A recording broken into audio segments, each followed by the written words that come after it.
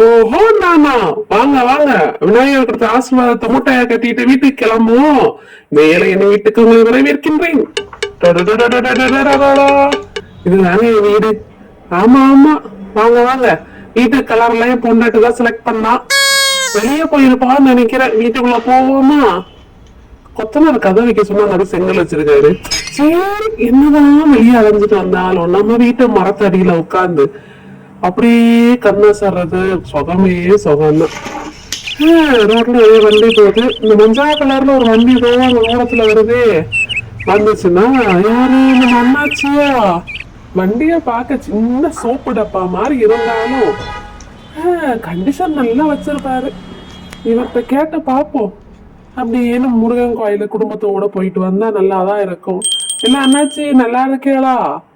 பாத்தீங்களா, முருகன் கோயிலுக்கு போயிட்டு வரணும். நீங்க அந்த வழியை என்னைக்காவது போவீங்களா? போனா கொஞ்சம் சொல்லுங்க என்ன அண்ணாச்சி. எங்க போனோம் முருகன் கோயிலுக்கா? இப்ப சவாரி உண்டு பார்த்துக்கோ. போகும்போது சொல்றேன். கனவுலையாவது முருகனை போய் பார்ப்போம். முருகா, ஆஹா, உன்னை பார்க்க வரணும்பா. முருகா காப்பாத்து. என்னது, கனவா நினைவா? நான் எப்படி முருகன் கோயிலுக்கு மறந்துட்டே வந்துட்டு இருக்கு. என்ன ஒரு ஆச்சரியம். முருகா, நீதான் என்ன கூப்பிட்டியா முருகா? கருணையே கருண முருகா.